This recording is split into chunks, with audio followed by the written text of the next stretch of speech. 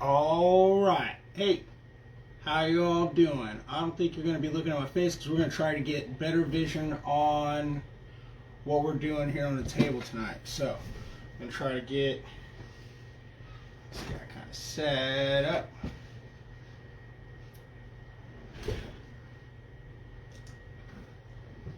Let's go ahead and turn this guy inside out.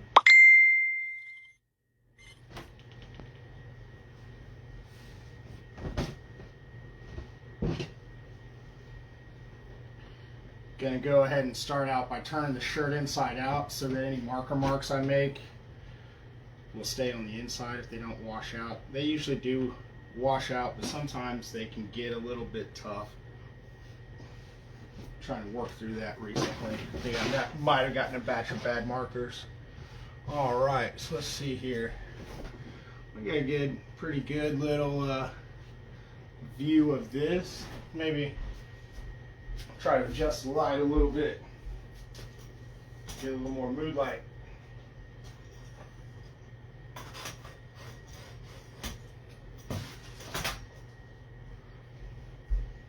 There you go. Let's see if that helps. Okay. Alright, now that we've got our shirt inside out, tonight we're going to be tying an octopus. It's a little something I knocked off just for fun last year, but a couple people liked it. And so today I dyed a tapestry with the little octopi on there.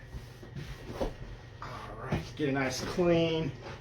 I like to start out with a nice clean medium. Nice little piece of canvas. Got it all framed out. Let's see here. See why this isn't popping up live so I can see what the comments are. Because right now I'm flying blind. Let's see here. There we go. Alright. Thank you for bearing with me. Got a little...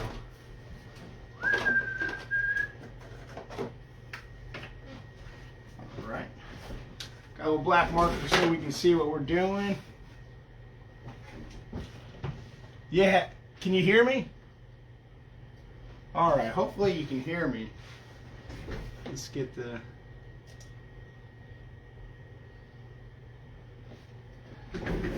Alright, well, if you don't catch me, we'll go ahead and do it. So, inside out, we're going to go ahead and turn it and get a nice little half on there. So we're going to fold it in half, push down in the center, so I don't have to make a mark if I don't want to. If I really wanted to, I can make a nice little mark right there. Get the center of the collar, pull it up, and here we go. We're going to go ahead and lean that off a little bit. Let's see here so you guys can see it as I draw it. As I draw it. Yo, what's up, Steven? How you doing, buddy? Seen some of your work lately, man. It's popping off. Looking rad. Goodness. So looks like someone's taking some lessons of zone. Might come over there and start looking at your work and go, Alright, so we can see it.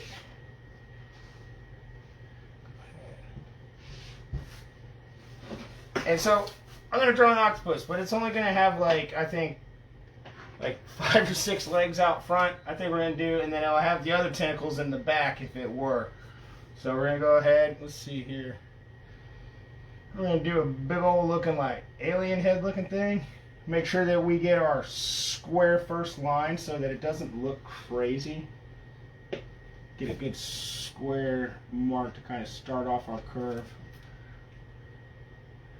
Come around here. Go.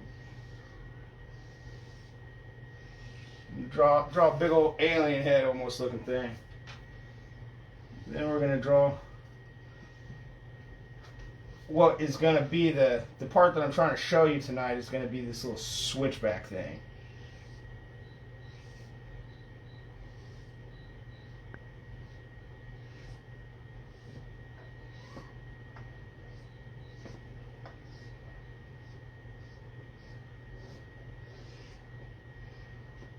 Get a nice little thing right there. I think that'll come out to like, I guess 7 tentacles, but just act like the other ones in the back. Oh, dude's got to have a little eye. So I think last time I drew this little sharp eye, like, boop, made a little, what we call, isosceles triangle. We're going to fold that in half here soon. I like them to look a little villainous. Just draw a little line right there where we know that that's going to be the eye. Now this one's a 2X. I went ahead and tied up my buddy Tyler a large the other day. Let's make some better angles. Make them look kind of like little tiny little tentacles. Tiny tentacles. Boop boop boop boop boop. Who else makes noise when they work? I usually have like some music going on. I'm not in a room talking to myself into a camera. There we go. Let's get some good lines on there. Oh man, here we go. All right, so I've got my little octopus guy drawn out. Just kind of a simple kind of character. Little dude. Oh, come on there. There we go. Cool. This is going to be the hard part right here. And I'm going to start down here when I get to doing the outside line. So like we did last time, we're going to go ahead and start off with the inside object. Call me crazy, I just like to start on the inside, go ahead and get it out of the way, and then that will secure pretty much everything for me and make sure that everything lays down the way that it's supposed to. Get all tedious about it. I got to make sure that this little guy right here, this little line, want to make sure that that's straight. You know, sometimes it takes time to just get the shirt adjusted. You know, back here in the mess will be okay. Go ahead and get it going. There we go. Reflatten all that out. Don't want a lopsided octopus. Nobody likes that.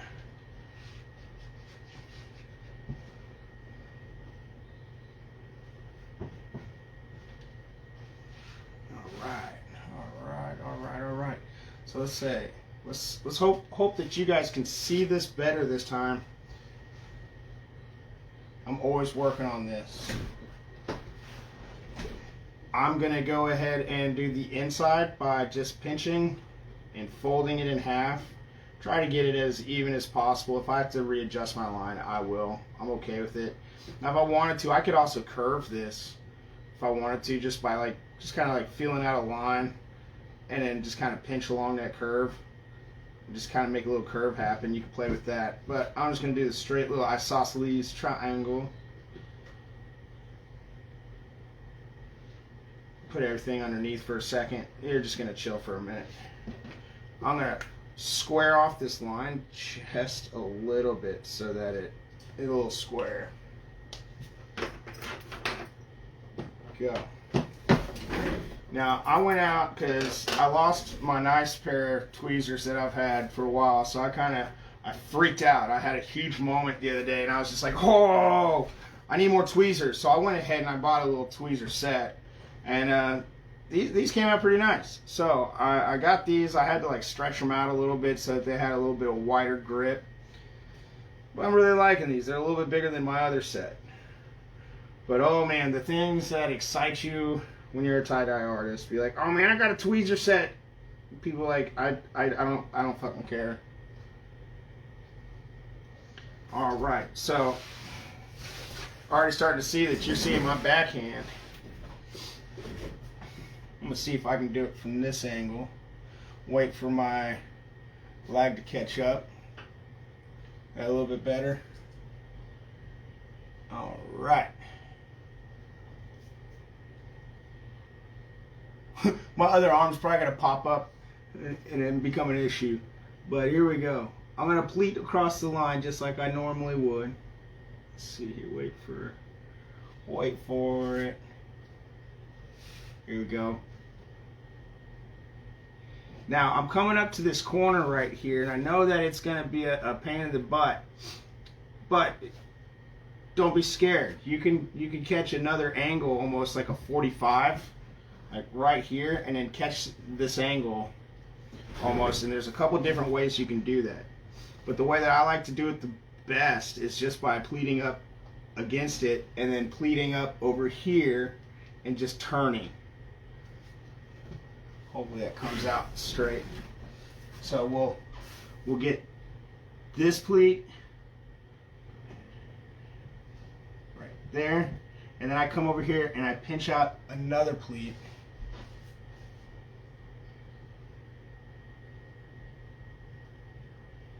And then just pinch it. Oof. I feel like I'm reading a book upside down. But here we go, here we go, here we go. So you can kind of pinch this one out. And when they're damp, they usually like to stay in place, so it's pretty cool. Now if you need to get a good straight line, you can take your back end of your tweezers or just even the corner tip in there and poke that tip right in there. Now we're going to finish this up and just flip it up like this. Right, we'll get that line and we're going to tie dye it. We'll tie it, we'll dye it later. But I got these tweezers off of Amazon. I went ahead and joined that Amazon affiliate program. I'm going to have some links here in the comments later on and in the description of my YouTube and all that. Trying to figure out other ways to, you know, make a little bit of change here and there. Everything helps. So, we got this, and I'm at this crazy angle. I'm going to pull out my sinew, and I'm going to put my line underneath it to kind of secure it. I can kind of pick this up. It's not going to go all crazy because it's just a small one. I'm going to get mine in there. Now I'm going to get my first corner, make sure that that's lined up, and then I've got everything in order, like so.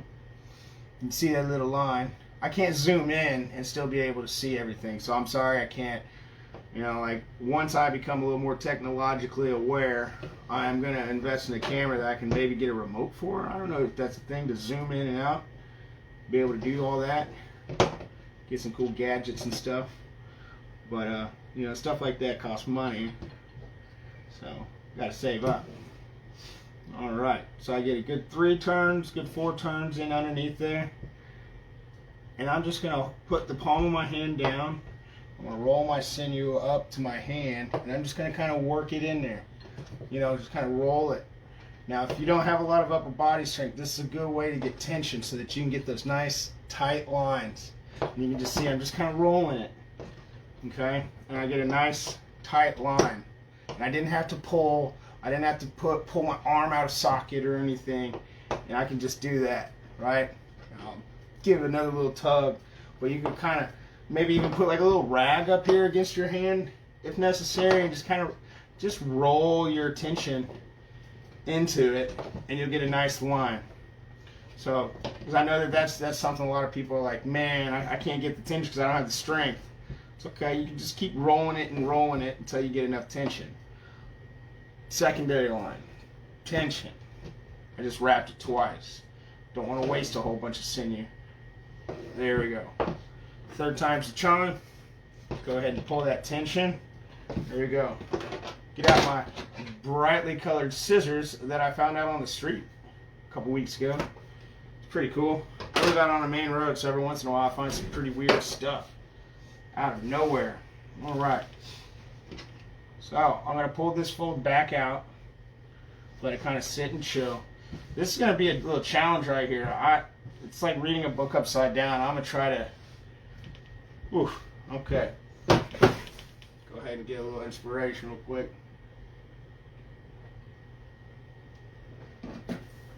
Okay.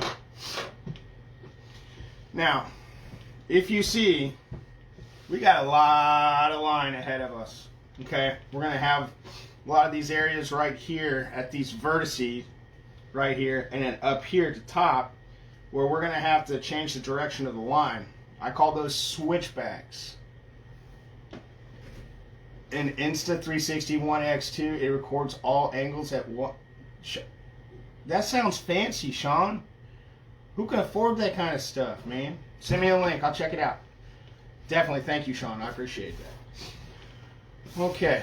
So I'm going to get up over this line. Check out my fanny pack. Get it out of the way. get my cool tweezers. I'm going to go with a higher pleat height.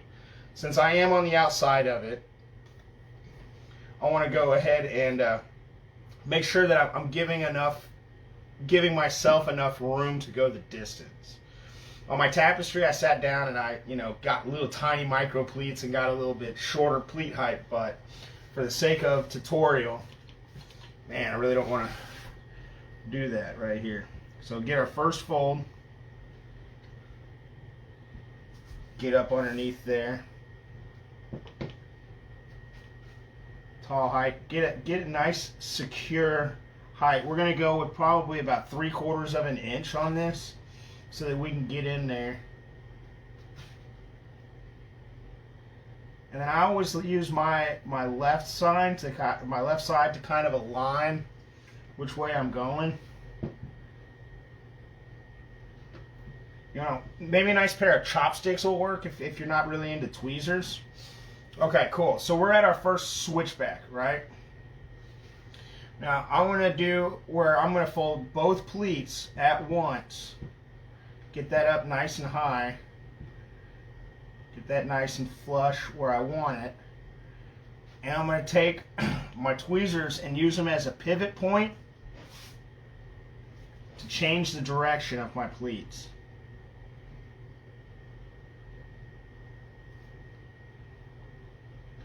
Alright, now that's the first little hard spot. Let's see if we can get up over here and show you on the other side where we catch up. That'll all come back together. We can adjust that a little bit more later. Don't ding me, I'm live. Can't you see I'm busy? Oh, thanks for the link, Sean. Never mind, I'm sorry. Golly, I really need to work on my temper.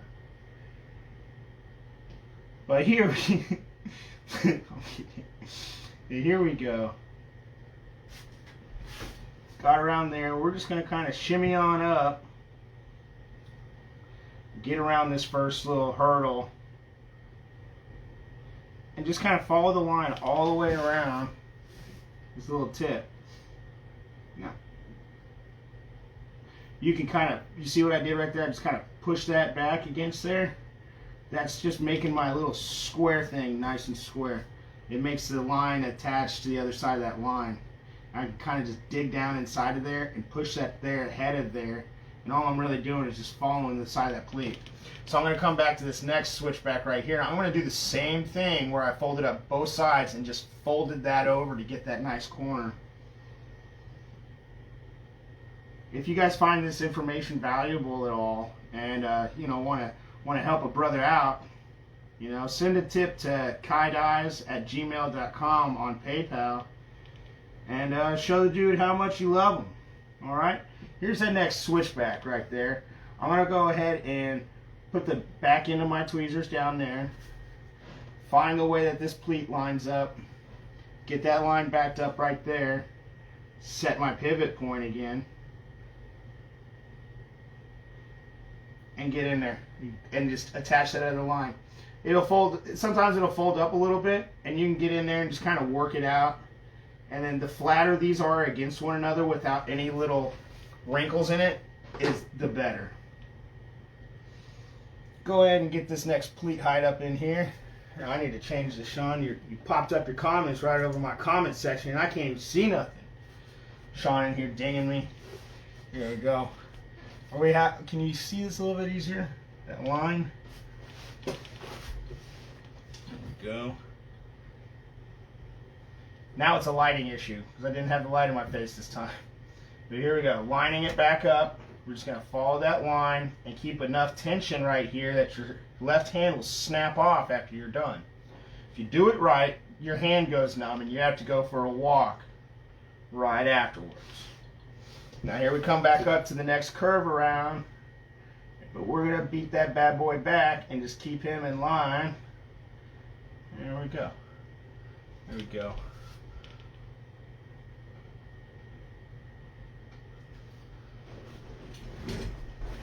All right. Well, Adam brings up a cool point. He's like, I'd just rather stitch it. There was this pivotal moment where I was like messing with thread and stuff, and it was frustrating for me, and I didn't like the way that the lines looked. So one of my really close friends that's a glassblower was like, dude, you could freaking do this. And I was like, man, I don't know. He's like, just tie the whole line. I was like, okay. And, you know, it took a few tries, and I was like, oh, shoot, I can do this. It's really just getting this line to stack up on top of each other, and you're just kind of really just throwing each fold as a slot and plowing right through it until you've got this little brick. Now, it may seem tedious to some people. Some people may be quicker at sewing, but me, man, I suck at sewing. I bought a sewing machine last year. I don't even know how to thread the damn thing. So I don't like fussing with that. So I have a lot of respect for the people who do sew and do stitch. But like I really came to this hand tying because I didn't like the way I did my stitching. Now there's other ways to accomplish other things that are like different, a lot of extra work and stuff. But this is the way I like to do it. If I can figure out a way to make it follow a line, I'm going to do everything I can. Hey, Tyler decided to show up. Thanks for joining us, buddy. I mean, it's only like the live video for your shirt, dude. Like, come on, man. Thanks for joining us. But here we go. Just catch that double fold, catch that corner, flip it back, and then pull the rest of the shirt around to fit that. Use the back of that tweezer, stack that up, pull this back,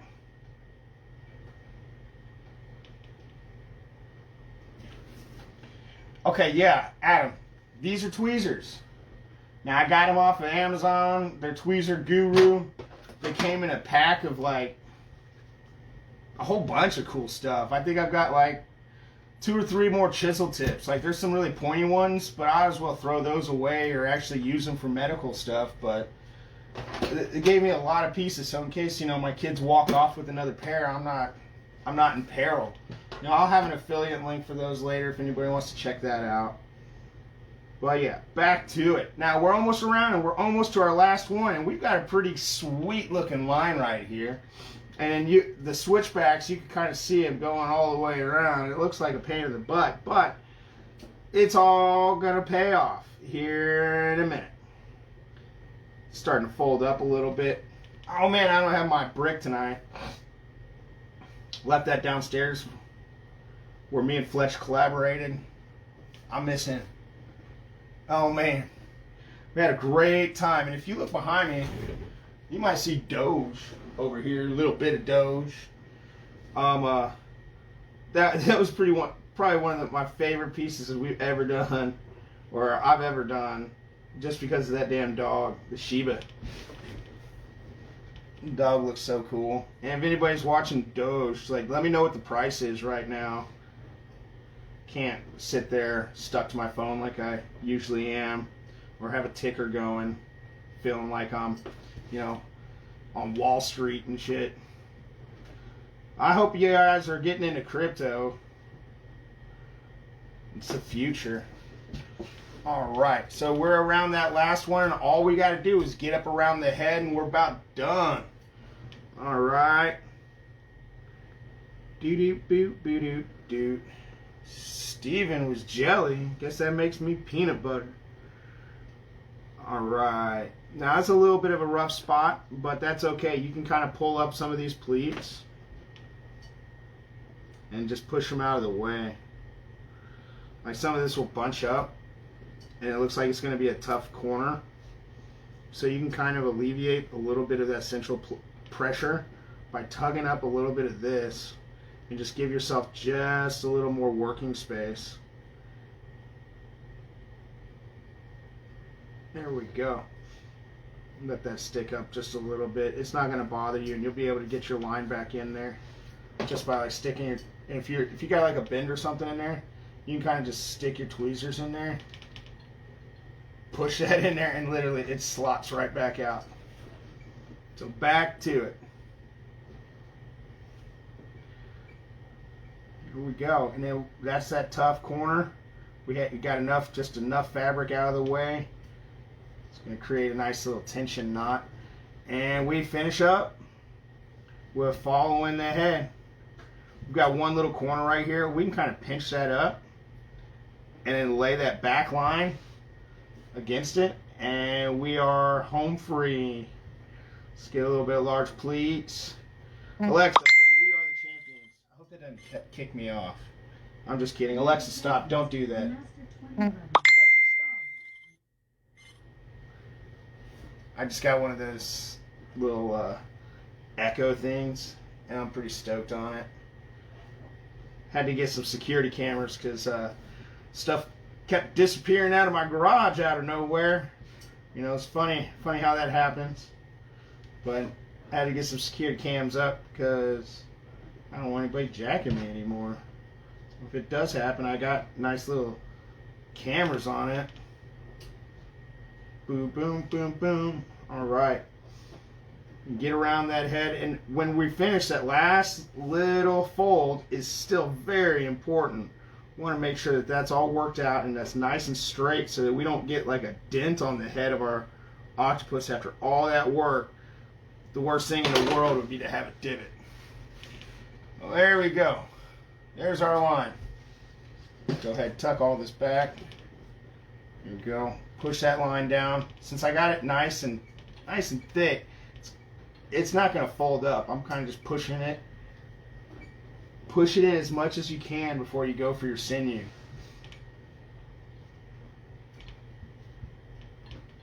Try to get it nice and straight. Now, all you guys tuning in,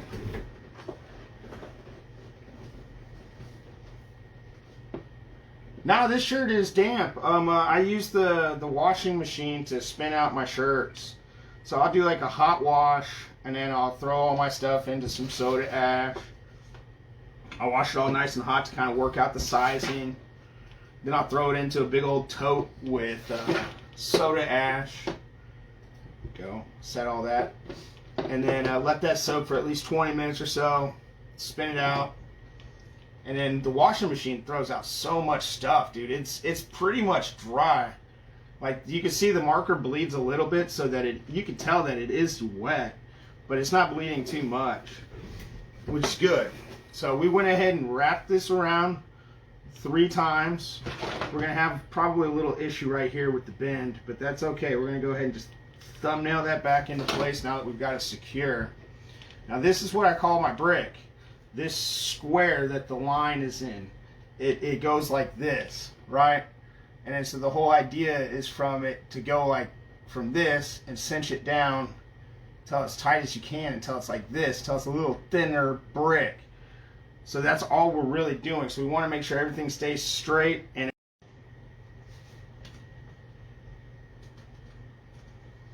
okay, looks like we got the phone charged again this time. I got it up to a good 25% this time. Okay. Alright, let's check old computer. Good. Live again. Hello, welcome back. Thanks for sticking with me. Alright.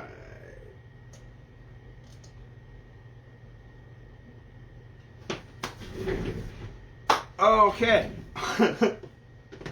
Good thing I've got the dyes and everything ready, and I'm not going to have to screw this up anymore. There we go. Alright. So for the 2 of you that are joined up right now, thank you for joining me again. I'll go ahead and sit down and let a few more people step in real quick.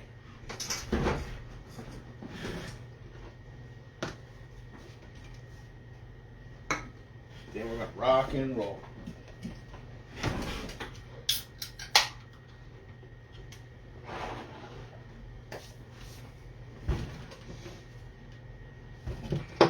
Alright, so before I was so inconveniently cut off because of myself, because I wasn't prepared, so it was my fault that the live feed got cut off. My bad. I apologize. But we're going to go ahead and finish up and then get this all tied up, and then we're going to scrunch it up. And we're going to add some dye to it. If I've got enough dye, I'm going to dye this one and the dried one that I'm going to do for the demonstration. So we'll have some fun with that. Go ahead and flip those sleeves inside out. All right. Honestly, it'd be fun to just go live all the time. Just sit here and just tie-dye and just talk to you guys. What are y'all up to? Maybe I should do that on my YouTube channel. See what's up. Gonna get these sleeves inside out. Flop them around a little bit. Get your little thing in there. You gotta flop it around a lot. That's the magic to this stuff, is letting the seams sit on top of one another. So flopping it around a lot, just throwing it around and beating these shirts up, really goes a long way. If any of you guys wonder where I get my blank shirts from, I'll go ahead and tell you.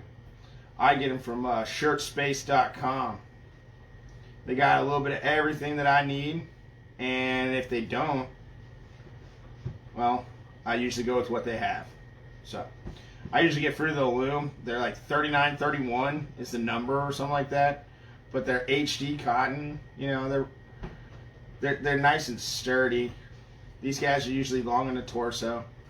This one's a 2X if anybody's going to be interested in picking it up. All right, Ashley, good question. Thank you for showing up anyways. This is my third attempt at this live video this evening. So I appreciate anybody who has been here through the live difficulties. What I'm doing right now is I'm just kind of spinning it around and putting little scrunches in there, and as I do it, I'm using my hand to hold this down, and I'm just adding little deviations to this shirt. Being able to pull it up. What you're not seeing is underneath my hand, I'm just squashing it up like I would these pleats, and I'm just squashing it into one spot. So I'm just kind of working my way around. Now, when I get up against this line, one of my favorite things to do is to pull these pleats.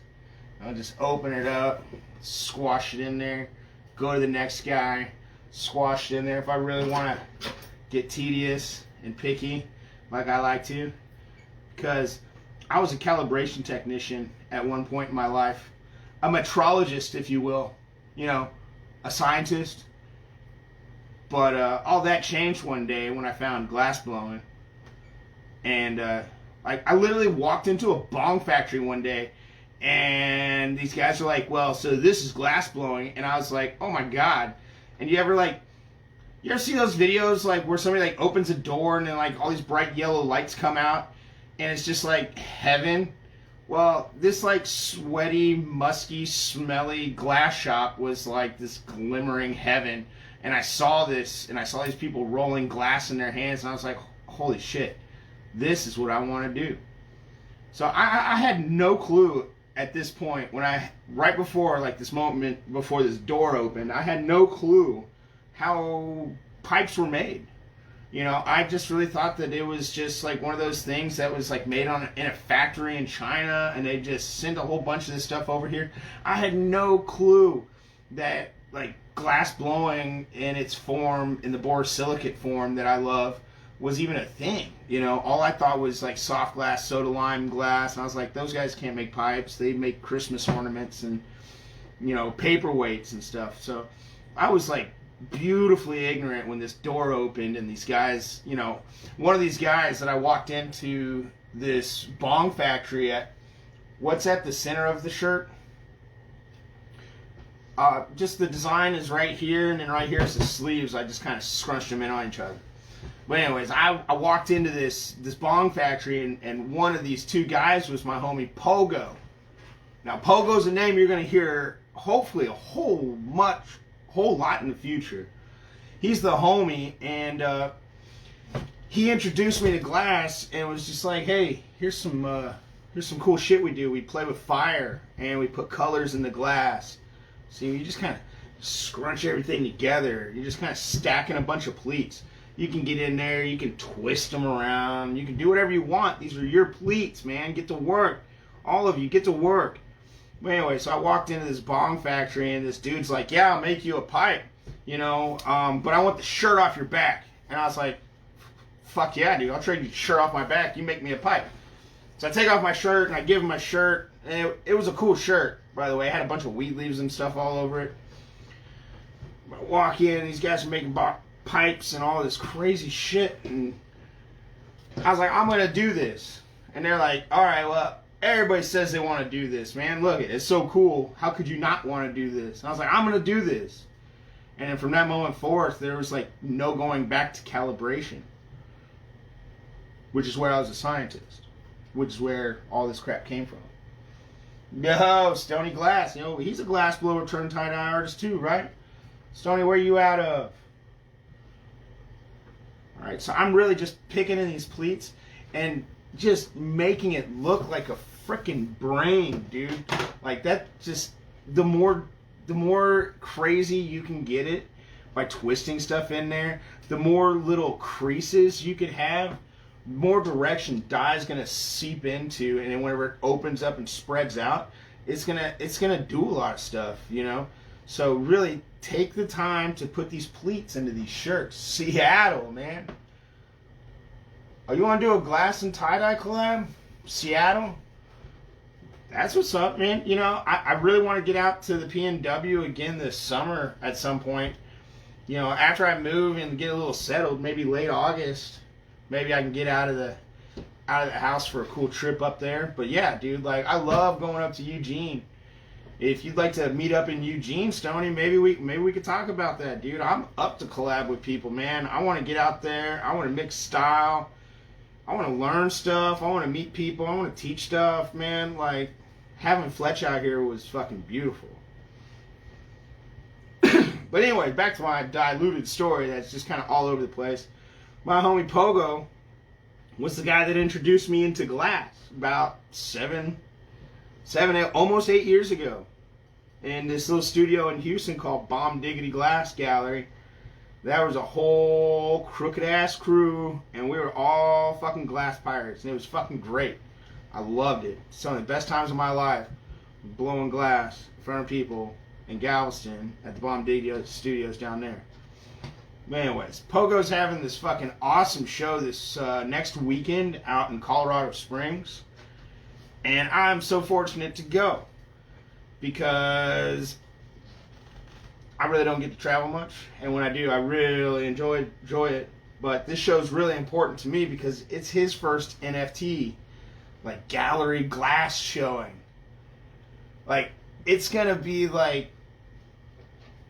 I don't know. You guys can go look him up on Instagram. The dude is fucking cool. He just Pogo Glass. P-O-G-O Glass on Instagram. Alright. Get that all squashed in there. See how that all just kind of stays in there? By the time I've taken it out of here to the time I've gotten it up here, most of it's dry. The only thing that I really like to be more dry is the center point. But most of this extra trim shirt and all this other stuff, it's already almost pretty much dry, especially since you had to wait like 45 minutes and stuff. A cuticle tool to work. Scrunch detail. It's not like I never seen that before. I have seen that before, Stoney. I've got a homie that does that too. I like the cuticle tool. I think I might even get one. But like my fingers are pretty, they get all up in there. And if I really need to, dude, like the back of my tweezers, just like a cuticle tool, dude, honestly. I can just really get up in there and really stack those pleats in there. If I really want to microbrain it, I can really get in there. Get on in there. Yeah. So we got a lot of work to do with the bands. Oh shit. I got everything prepared, but I didn't get any rubber band.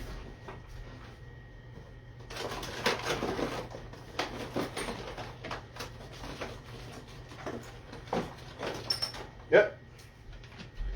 Okay. So now that we've got some rubber bands, one of the tools that I use the most. These are size 32. No, they're not. They're size 33 because my favorite glass is coefficient of expansion 33. I'm going to go ahead and do a quick band on this octopus that I tied up. Kind of keep him out of the way because I'm gonna keep bringing bands down. I'm going to work my way all the way down. I'm going to scrunch and pleat everything in there as it goes. And see, sometimes it's going to smash up, but you just beat it down. All right. All right. So I call that just a double band. Just a quick old, just double band. We've been doing it since kindergarten. How we rock, how we roll. Try to get as much into this first knuckle as possible because it's really going to set the tone. Really want to press down and squeeze in every time I put down a band. And really just like playing a piano like a cat, really trying to keep these pleats at all the same about height as my square. Gives me this great working area.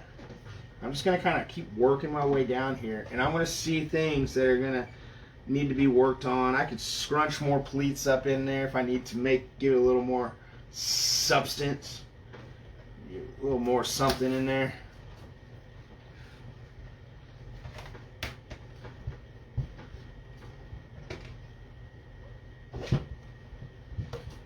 Sometimes you get a little divot in there, and you can squeeze it up, make it like a little pimple, and then work on pushing it down, and that'll center it almost, so that it'll be about the same on the bottom as it is on top. Take it, you can kind of keep your hands, press them, and take your thumbs and push them in. You get your band set for the next track. Now, this is just the way I do it. There are many ways to skin a cat. That was a weird noise. There are many ways to skin a cat, and when I really got into tie dyeing, I had someone show me a few things, but then I really got into Mr. Tie Dye. Honestly, he showed me how to pleat a line, and then I just kind of took it from there, and it was just like, oh man, if you could do this, then you could do this, and then my calibrator brain just broke it down each step of the process and just tried to fine-tune things as I would, because I'm an incorrigible engineering type, OCD, ADHD, bipolar, crazy PTSD asshole, so that's just how I do. Now, got a lot of structure here. Now this back end is where I didn't get to work all the pleats in, so I'm going to take my back of my tweezers, my budget cuticle tools, and just kind of press all those up. I can do it quick, I can do it slow, however you want to go, but really just trying to get in between pleats and, stack them up.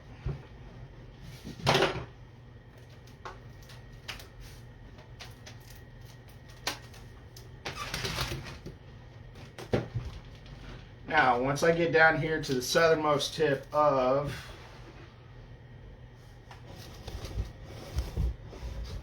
scoot that back a little bit. Once I get to the southernmost tip, I could add my triangles. Now, you'll see it bow up a little bit here and there, but I'm going to take my fingers and I'm going to manipulate it. And what I'm doing is I'm going to push it more into the center so that it's tighter packed, so that it doesn't flip up. It doesn't want to flip up as much, as long as it feels like it's all about the same. As long as it's all nice and uniform, it's going to want to stay the same.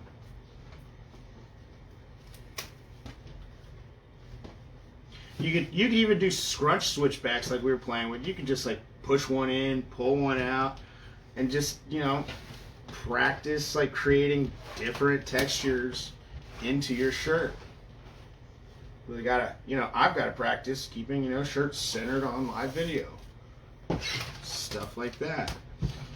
But I like to create these X's. I always kind of harken back to when I was in like one of the grade school levels and they were like, hey, let's build a bridge out of toothpicks and marshmallows. And then you watch a couple of videos and they're like, how about we do it with squares? And you're like, okay, well that didn't work as well as triangles did. So crossing angles and putting triangles into the structural integrity of my shirts is kind of one of my things. It helps. Oh, well, Stony Glass. He's like, oh, I got the cheapest thing. I got it from the dollar store. Oh, yeah. Okay, cool. No, I'm just kidding. Okay, so cuticle tools from the dollar store. Tip file, the front. Little, so it's less sharp. Damn, so you had to work hard to get this motherfucker to work. So if you click on my affiliate link, I'm going to show you this bag of tweezers where I've got like 5 or 6 different tweezers in there. Like $12. It's not from the dollar store, but damn. Probably a good score. You know, some people have been making their own tools, and I love that. I love to see the innovation of just like how people work in their mediums that they do. Okay, so I got a little bit of divot right here, so I'm gonna flip it over so I can really press it down and find out where my problem areas are, and see if I can counter that with some triangles. Sorry to act like I was making fun of you, man. I was just kidding. Just kidding. So I'm getting really stoked about this show going out to Colorado Springs next weekend because, you know, I sold a couple of my pieces as NFTs, and I'm really stoked to watch and support my homie as he drops his first NFTs, you know? So getting out there is going to be nice. And plus, you know, the fucking mountains are cool as shit. So if anybody's up in that area, like, say what's up. I'm going to be in the area. Alright. So the tighter I can get this, the better it's going to be. Because when the dye hits, it's going to go in as many directions as it can away. But if there's a lot of folds on there, the dye's going to touch all these little spots, and then whenever it separates, it's just going to go all over the place. And that's like one of the coolest things about tie-dye. It just goes everywhere.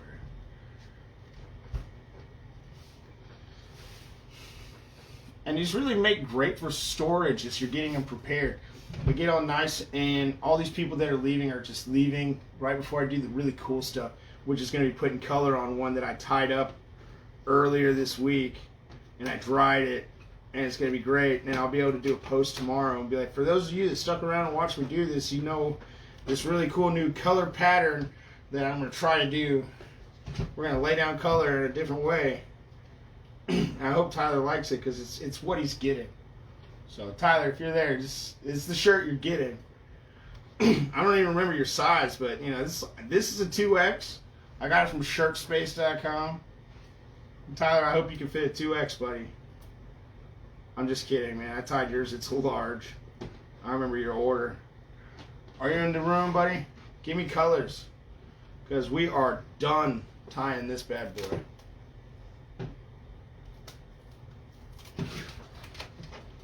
All right. Go secure this guy, and yeah, put a few bands on there. Make sure it's not going anywhere. Only a couple more people in the room. That's okay, because I'm not done yet. So if you stick around, you're going to get to watch me lay dye. Whole little bit more going on.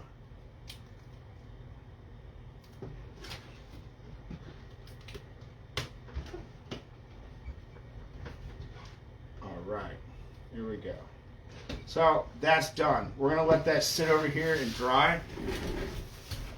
We're gonna go immediately into dyeing this bad boy.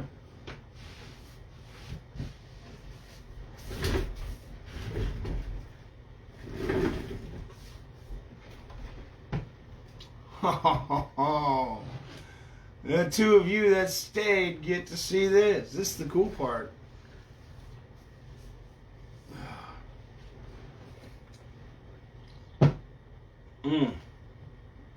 Anybody that knows me knows that I'm addicted to Mountain Dew.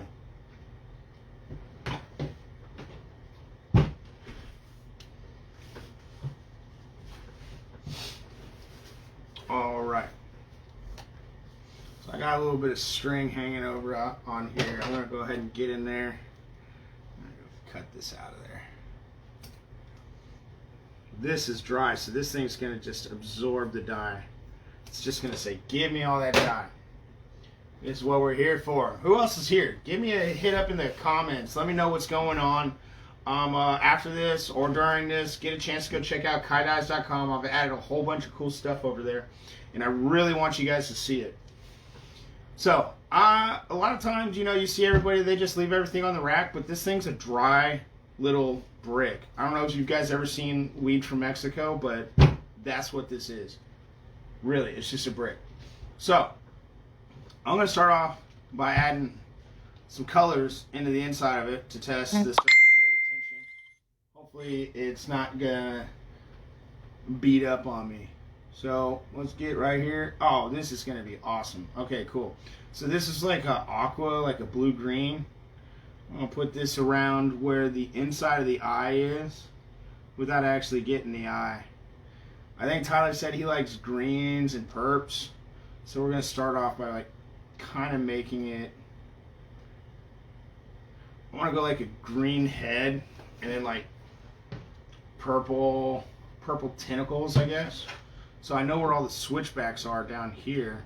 You can kind of see them on the backside right there where it's all like looped out. Right there. I think I got a few legs in there. Tentacles, if you will. Let's see here. This is my, it's a pink. It's not pink that I want. This is going to be my light purple. Go ahead. So since these are the switchbacks, we know that that's the tip. So I'm going to go ahead and catch the inside of this with this lighter purple that I mixed up. This guy is orchid, but since I know that purple is a trouble color, I go ahead and mix it and just be ready to dye with it like immediately. Get a little bit of turquoise in here as a barrier in between greens and purples. You definitely want to mix a good color in between there. You know, see this? Yeah. I get these bottles off of Amazon. I love them. There's like 2 ounce and then there's 4 ounce needle tip bottles. This isn't thickened dye at all, so I just like to just throw all the little colors on there that I can. Let's throw some like a lighter blue on the outside of this purple to kind of make up the body of this guy right here, right up to the tentacles, up to this aqua, and we're gonna make the rest of the head green. Purple, unless it's like fresh mixed and it's a light purple, sometimes it'll come in like way too light and it'll be a pain in the ass. Alright, so the reverse side is saturating really good. You can see that. You can see that. Here we go. Let's see if we can see the fuzzies. You can maybe see the fuzzies. Those fuzzies tell you how much dye is in your garment. Okay? So I got a cool little lime green that I mix up. I use robin's egg blue and just lemon yellow. I want to mix this up equal parts. Alright, I'm going to make this bunch of light green up around this guy's eye. Oh! No shit. Okay. Well, we're going to make his eye yellow so that that blends with the green. Put a little bit of light green against that indigo.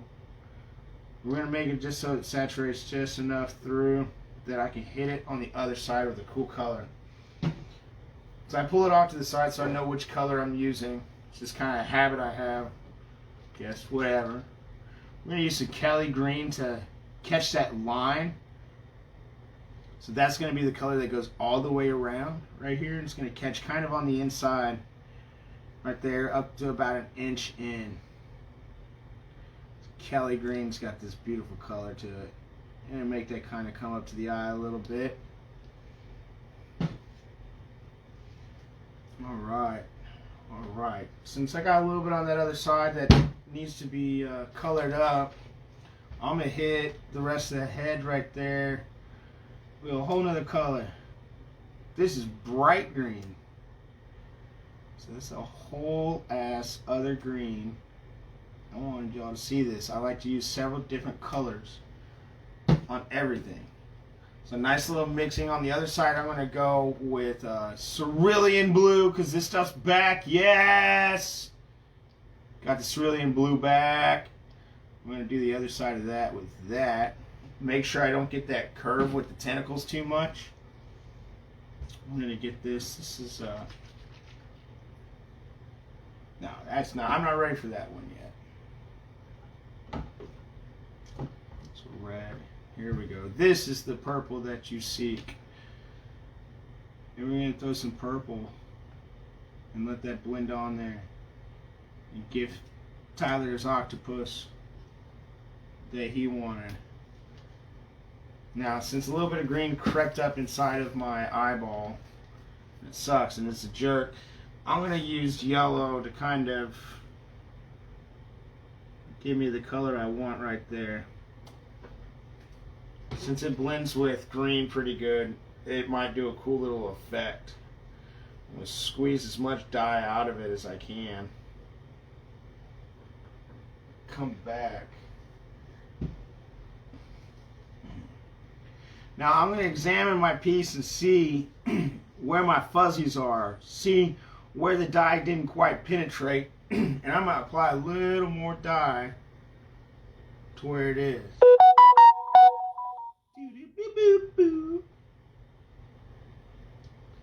And let that soak in just a little bit more. Let's get a little more lime green right there because there's little fuzzies up there. That little alien head looking thing.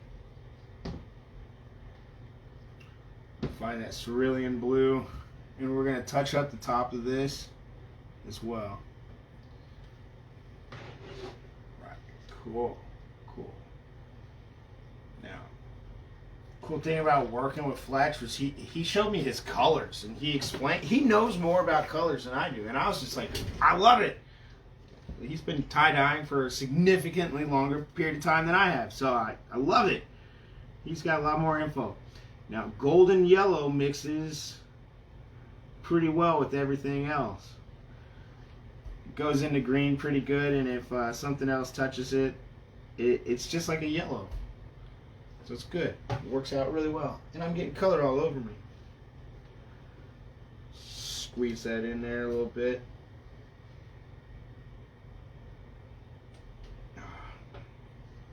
Alright, so we're going to reset our colors. Orange, pink, red, pink.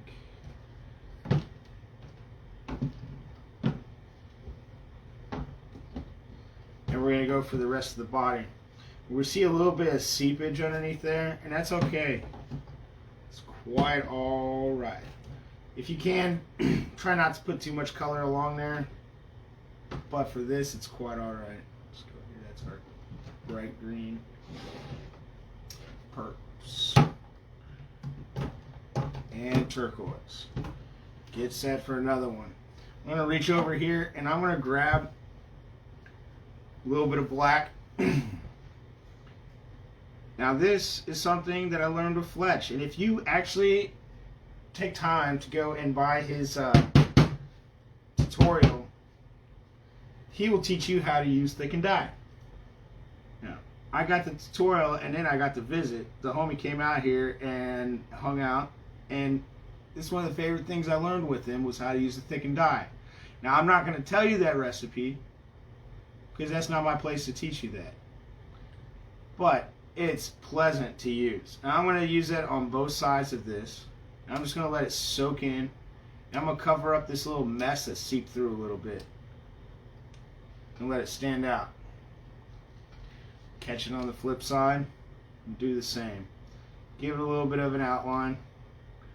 Fall right back in there. And I'm just going to zigzag over that bad boy. A little bit of black.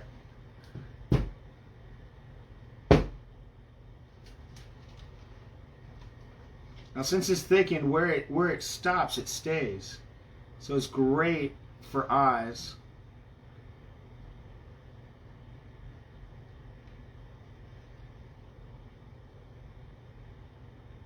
And it's not going to spread all over the place because it's thick and it's great. So definitely reach out to Fletch at Salt and Sweeties on Instagram. Check out his tutorial that he's got up on his shop. It's $100, but it is so worth it to get the information that he's got crammed full into that thing. And he's going to be following up hopefully with some supplementary videos to answer some questions that may be lingering. Alright, get a little bit of that pooling to stop and just let it, let it do its thing. And come back, fold this back over, and then go into our next phase. I'm going to do the rainbow on this, and I'm going to do it in a different way that I've done it, because usually I'll drag the colors this way, but I want to make it do something along here. So since I got black right here, I'm going to start with, okay, that's my thicker black. I'm going to start with a dark purple, and I'm going to do a little zigzaggy the other way.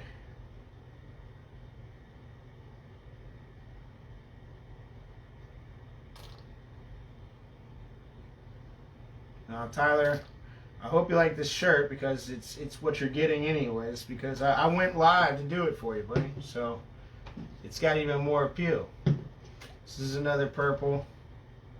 I'm going to put that in there. Just let purples have that spot.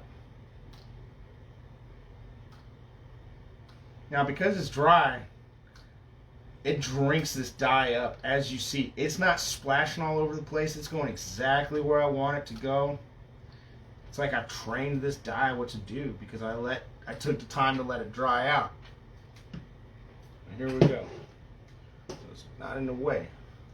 So let's pull out another color. We're gonna fade it this way, away from all the greens and blues. I'm gonna go purple, and I'm gonna give it some red, since it's got all that blue all over the place in it. We're gonna give it, this is Fire Engine Red. That's what this is. Or it's fuchsia. Either or. I usually like to use 2 or 3 colors so that I could have a variation in tones, so that you can see a difference in colors and it doesn't look like it's just,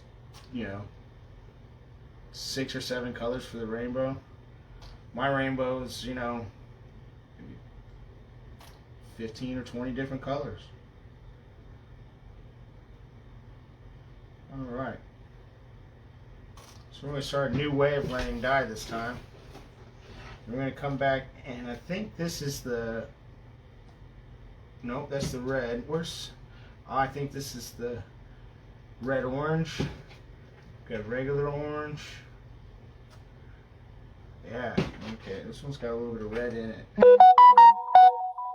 not listening. You guys have my full attention. And if you like what you're seeing, go over to check out kaidyes.com and get one of them coffee mugs. Dude, if you aren't able to scoop our tapestry that we got up, scoop a coffee cup with that tapestry on it. Or one of the shirts that we got. It's going to be so cool. This is golden yellow again. It makes a seamless transition from orange into yellow, and it allows a space for green to get in there if it, overpowers that yellow. That we're going to lay down next. Ow! I just got a tattoo from that bottle. We're just going to work our way back. Now hopefully this all just kind of fingers in and looks like it ripples around without it really having to. Using a scrunch to do a lot of work for you. Dye placement means a lot. You can do a little bit of everything with it. We're going to go ahead and shake up our nice lime green. We're just going to catch the edge of that yellow.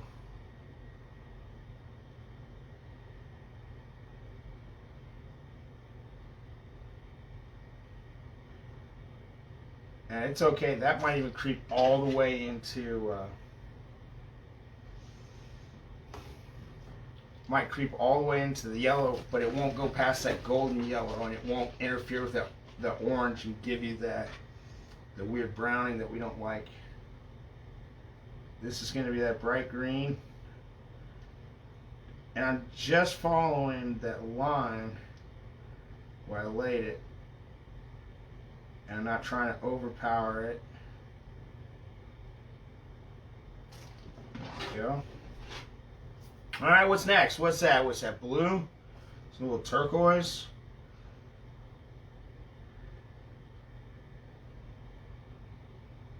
Turquoise is literally one of my favorite colors. Oh, you know what I could have used? I could have gone indigo.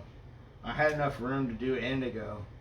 Well, you know, turquoise against bright green is going to give you that anyway. So I guess it, you know. You could really do all this with just 3 colors. You can get your fuchsia and your turquoise. Get it all in there.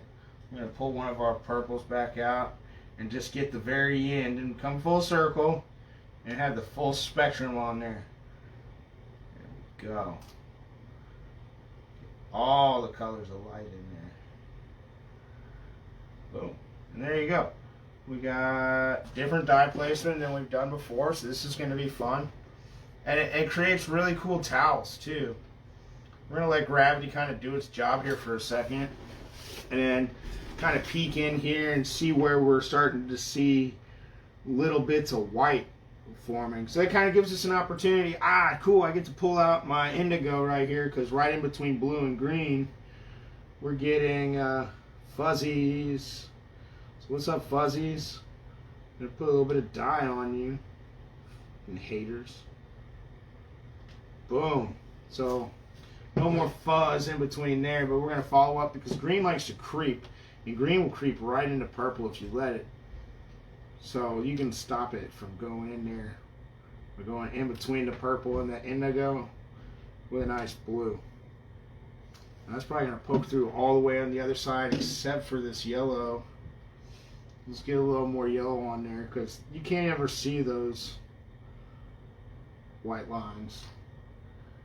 Actually, people still are watching. This is cool. So if you're still watching and you like the information that you're getting, if you'd like to send a digital tip to my tip jar at kaidyes or kaidyes@gmail.com on PayPal, that would be so appreciated. It'd be freaking cool. And I'll keep doing all these videos and keep showing you guys all really cool stuff. I'm going to go ahead and follow up and let this red creep into this orange because I just don't like orange as much as the next person does. Orange just isn't my jam, so I'm going to let that fuchsia take that orange over. Let it kind of creep in there. Come back over it with our little red-orange mix. It kind of gets a little bit brighter and it transitions step by step. Roy G. Biv all the way through until we have no more fuzzies on this side, and that's going to tell me that we're ready to rock. We're going to flip it over ever so briefly because I don't want a whole bunch of this dye to mix into this and bleed up, but it looks like it's kind of dried out, so we're cool. So just flip that on over there. Keep an eye on that. That's not going to bleed over too much. Boop. I'm going to spray this with soda ash afterwards so all this stuff stays. So this is a regular old red, fire engine red if you will. It'll create a contrast from where we know that fuchsia is going to go. And that's always fun. Oh shit, I think this is hot hibiscus, so actually this is a hot pink, so I'm full of shit. And I can't see my colors properly. Oh no, I just didn't mix a red. I only came in with 2 reds. I think. Nope, there we go. There we go. A little darker red to cover up that pink. Pink's a pain in the butt, but hot hibiscus is cool. You don't even need hot dog water for hot hibiscus. That'll meet in the middle. Is this purple too? Cool. Fill this space up with purple.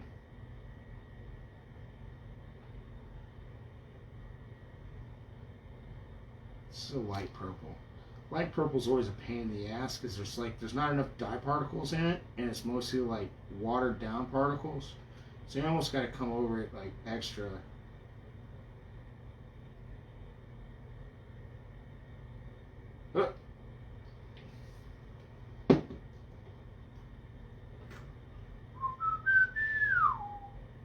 I'm going to hit it with a little bit of darker juice. Get through there. Now, fire red does not conflict with purple as much as I learned Chinese red does. Chinese red's got a little bit of orange in it, and that's kind of a pain in the butt when you think about it. Because nobody wants a little bit of orange in their red. The orange will conflict with the purple and really kind of throw you off.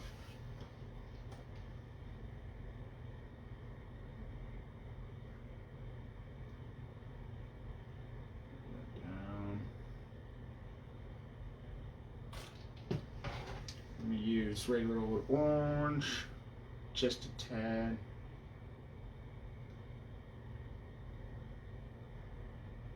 Almost mixes on top of a color. It's really cool.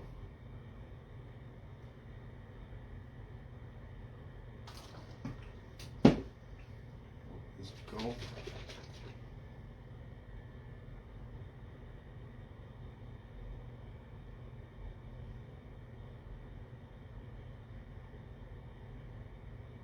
Yeah, I love. I'm not even scared of green anymore with this golden yellow. Not even scared of green anymore. That's a beautiful thing, because for the longest time I was just like, oh, I can't let these two touch. Just can't let them do it. This is Cerulean Blue. Nice, good dark blue. Go ahead and find a good spot for that before we apply a green, because green likes to run. I'm going to get a little more dark blue on top of all that turquoise. And it's great whenever those two colors meet, because they just make a different green.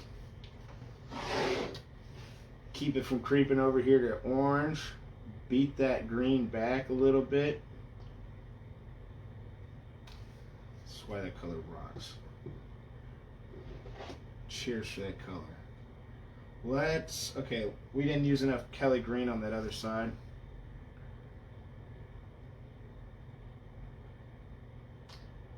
Let that green creep into that golden yellow a little bit more. But not into our orange. And these are going to do what they need to do anyways, in between the fabric and stuff. But gravity really pulls a lot of this stuff straight down.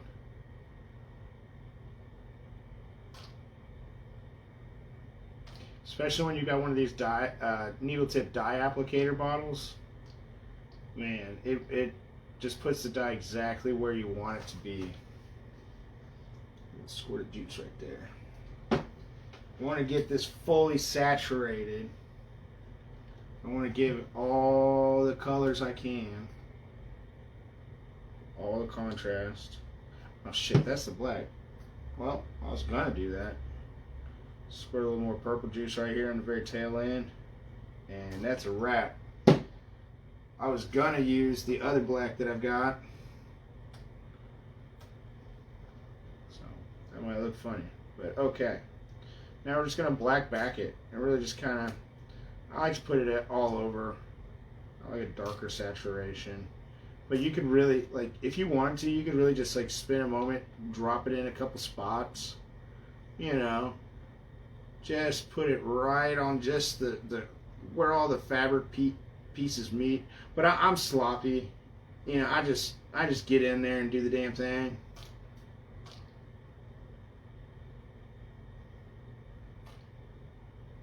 Alright, there we go. We got black that's going to soak in. Now, if you guys don't know, I mix my black nice and thick. So it really just kind of sits right there on the top level. Do it right over here so this guy doesn't get jealous. Alright.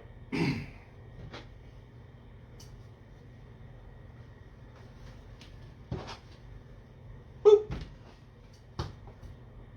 Gotta make a noise too. Boop. My son likes to come up to me and just get all up in my face and just hit me with his nose and go boop. Confirm that that's the color it was, but I forgot that's that black. There we go. Boop. boop, boop. Here we go, Tie Dye. There we go, Kai. Boop. There we go. And we just put that bad boy all the way across. Now, like I said, you can spend some time getting in there, getting to know your pleats. Don't die on me. Here we go. And that's a shirt. So you don't get jealous either. See how that thick and black works. Now, I'm just going to scoot this all over my table so it doesn't fuck up. But yeah, there we go. That's a wrap. I really appreciate everybody taking the time to bear with me this evening as I had some technical difficulties. But I'm going to go ahead and put this video up on YouTube, on my channel, Kai Dyes. You can find me everywhere at Kai Dyes. Thankfully, that name wasn't taken. So if you haven't subscribed already, please take a chance to subscribe. Send some friends out that way. Let people know where you get the cool stuff, and definitely take a chance to go scoop up a coffee cup over at kaidyes.com. I hope some of those weird ding noises were coffee cup sales. So, oh yeah, I was wearing the Wook shirt tonight. Made these for the homie John Simpson. Didn't want to really show you my face too much tonight because the tie-dye is more important. But thank you, and I hope to see you guys all next week. Thanks for tuning in.